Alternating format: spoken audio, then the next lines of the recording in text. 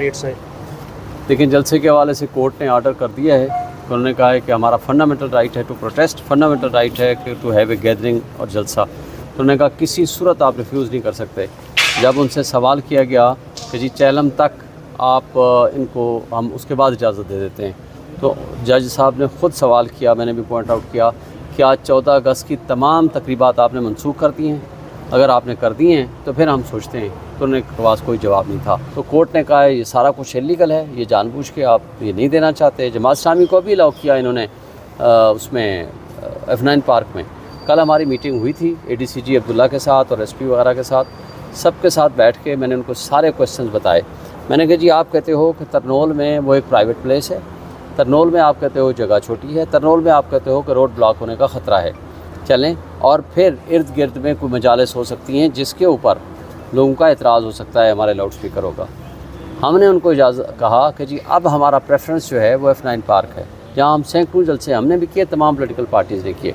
वो gated community है और बाउंड्री वाल है, 4 गेट्स हैं। आप आउटर सिक्योरिटी आप दे दें, इंटरनल सिक्योरिटी हम खुद दे देंगे और हम हमारे रज़ाकार खड़े कर देंगे। फिर वहाँ ना किसी का सराउंडिंग्स में किसी जगह है किसी की जो डिस्टर्ब हो, ना किसी को ये तकलीफ़ होगी कि रोड ब्लॉक होगा, क्योंकि चारों तरफ से गाड़ियाँ आएंगी, अपनी अपनी जगह पे पार्क हो जाएंगी। वहाँ एक एरिया पे हम जलसा करेंगे और 3-4 घंटे का हमारा मैक्सिमम प्रोग्राम होगा, वो ख़त्म हो जाएगा।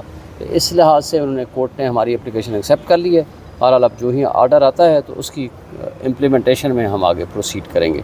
दूसरा जो सीटों वाले हवाले से हमारा केस था, 2 चीज़ें उसमें बड़ी इंपॉर्टेंट थी। एक ये है कि बायस जज साहब का कोई तासुब नहीं है इन लोगों के ख़िलाफ़। वो 2 बातें उन्होंने की हैं। एक बायस एक कहा है कि जनाब इनको जल्दी जज साहब केस चला रहे हैं। इलेक्शन एक्ट में लिखा हुआ है कि 7 दिन का जवाब का टाइम होगा और फिर उसके बाद डे टू डे हियरिंग होगी, और अगर कोई भी टाइम मांगेगा तो उसको 1 लाख रुपये जुर्माना होगा और उसके साथ डे टू डे हियरिंग भी साथ साथ होगी। लेकिन इसके बावजूद आज तकरीबन 4 महीने होने को हैं कि हमारा अभी तक जवाब के प्रोसेस में चल रहा है। तो लिहाजा ये तो कोई ग्राउंड नहीं है।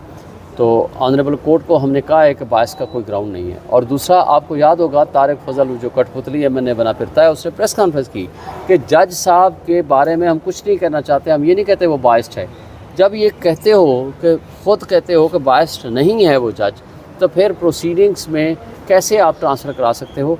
बहरहाल अभी आर्गूमेंट्स, और फिर एक प्रोविज़न है section 151 of the election act, वो ये कहता है कि इलेक्शन कमीशन जो है वो ट्रांसफ़र कर सकता है एक ट्रिब्यूनल से दूसरे ट्रिब्यूनल को। वो पावर भी हमने चैलेंज की हुई है कि ये बदनीयती पे मबनी है, क्योंकि इलेक्शन एक्ट इस जुर्म में मुलव्वस है जो उसने किया है, फ्रॉड इलेक्शन कराए हैं, करप्ट प्रैक्टिसेस की है, जिसमें रिटर्निंग ऑफिसर हमारे जो कठपुतली MNAs हैं तारिक फजल चौधरी समेत और रिटर्निंग ऑफिसर के साथ इलेक्शन कमीशन ऑफ पाकिस्तान। लिहाजा जो मुल्ज़िम होता है वो कैसे ख़ुद जज बन जाएगा और ट्रिब्यूनल से कहेगा कि नहीं जी आप केस ना सुने? वो तो फिर मनमानी करेगा। जो ट्रिब्यूनल कानून और इंसाफ के मुताबिक केस चलना शुरू करेगा, अगले दिन उसको ट्रांसफ़र कर देगा, फिर दूसरा ट्रांसफ़र कर देगा।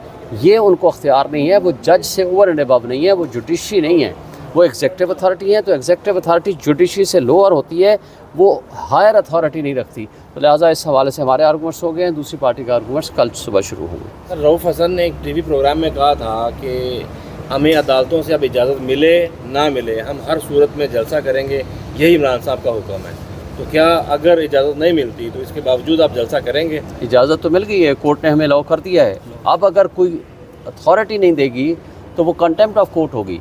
तो लिहाजा हम अदालत के हुक्म के मुताबिक जलसा करेंगे, और अगर उन अथॉरिटी ने रास्ते में रुकावटें पैदा करी तो ये तौहीन अदालत भी होगा और ये अनकॉन्स्टिट्यूशनल एक्ट भी होगा उनके ख़िलाफ़। जो इसमें मुलव्वस होंगे उनके ख़िलाफ़ हम तौहीन अदालत की दरख्वास्त भी लाएंगे और क़ानून के मुताबिक उनके ख़िलाफ़ कार्रवाई भी करेंगे। अच्छा शुएब शहीन साहब, जो बाबा सितार साहब ने जो पहला हुक्म जारी किया था जलसे के हवाले से, और उनका कहना भी था कि आप जलसा करें, फौरी तौर पर करें, उसमें कंडेम की जो है की गई तौहीन अदालत, उसकी क्या अपडेट्स हैं? देखें, उसमें उन्होंने जज साहब ने कहा था कि मैं इसमें तौहीन अदालत में कोई ऑर्डर नहीं करता। बेहतर ये है कि आप जो उन्होंने ऑर्डर पास किया उसको चैलेंज करें। फिर वो आपको पता है कि जो ही हमने चैलेंज किया वो चले गए, वो छुट्टियों में चले गए। तो अब वो पहले लगा था चीफ जस्टिस साहब के पास, फिर जस्टिस मियां गुल के पास, अब फिर अगेन चीफ जस्टिस के पास आ जाए, जिसको उन्होंने हमारी एप्लीकेशन को अब उन्होंने एक्सेप्ट कर लिया है। अब अगर कोई भी कार्रवाई होगी तो that will be A contempt of court. हमारे ऑफिस पे कल जो रेड हुआ था, आज FIA की टीम ने हमारे जो एम्प्लॉइज़ है इन एम्प्लॉइज़ को पेश किया था और हमारे इंफॉर्मेशन सेक्रेटरी जो हमारे चीफ इलेक्शन कमिश्नर भी थे रऊफ़ हसन साहब को भी पेश किया था। उन्होंने 10 दिन के लिए रिमांड मांगा है। हमने उनका डिस्चार्ज अर्जू किया है, क्योंकि किसी को अरेस्ट करके उससे रिकवरी बरामद करने के लिए अगर कुछ है तो वो हमने कोर्ट को कहा है कि जो कुछ उस ऑफिस में मौजूद था वो तो वाटर डिस्पेंसर समेत सारा कुछ ले गए। कोई फाइल नहीं बची, कोई फोल्डर नहीं बचा, कोई कंप्यूटर नहीं, कोई पेन पेंसिल नहीं, सब कुछ वो ले गए। दूसरी बात है कि रऊफ़ हसन साहब 75 ईयर्स ओल्ड है और कैंसर पेशेंट है। उसके साथ हमारे जो एम्प्लॉइज़ को उठाया हुआ है वो तो कोई गेट पे भी खड़ा है, उनको भी उठाया है। हमारे 2 ऐसे साथी आए हुए थे जो कल जिसको लेके गए हैं वो रिज़र्व सीटों के लिए जो माइनॉरिटी है उनके अक्सर लोग आ जाते हैं, अपनी CVs हमें देते हैं, उन लोगों को भी उठाया है। एक चीज़ हर सूरत हम वाज़े करना चाहते हैं, पाकिस्तान तहरीक इंसाफ दहशतगर्दी के हर फॉर्म में शदीद मज़म्मत करती रही है और करती रहेगी इंशाअल्लाह। पाकिस्तान तहरीक इंसाफ फैमिलीज़ की पार्टी है, बच्चों की पार्टी है, बड़ों की पार्टी है, औरतों की पार्टी है, हर वाक़ लाइफ की पार्टी है। इसमें वो लोग शामिल हैं जो मुहिब वतन है। हमें किसी से मुहिब वतनी की सर्टिफिकेट नहीं चाहिए, लेकिन हम ये बावर कराना चाहते हैं कि पाकिस्तान तहरीक इंसाफ मुहिब वतन थी, है और रहेगी, और ख़ान साहब की पार्टी पे कोई पाबंदी नहीं लग सकती। ख़ान साहब का नज़रिया सारी पाबंदियों से अल्हम्दुलिल्लाह बालातर होकर निकलेगा। ख़ान साहब का विज़न, उसका बयानिया किसी पार्टी की मोहताज नहीं है, उस बयानियों को के लिए पार्टियाँ बड़ी ये नहीं है। पाकिस्तान तहरीक इंसाफ थी, है और इंशाअल्लाह ताला रहेगी। जो लोग कोशिश कर रहे थे, जिन्होंने FIA की इंक्वायरियाँ शुरू कराई थी 5 अगस्त 2022 को 5 सर्कल में इंक्वायरियाँ शुरू कराई थी और फॉरेन फंडिंग केस की किए थे, सब कुछ ख़त्म हो चुका है। ये हमें बताए कि इनकी फॉरेन फंडिंग का क्या बना। पाकिस्तान तहरीक इंसाफ टेररिज्म के ख़िलाफ़ ही कड़ी है।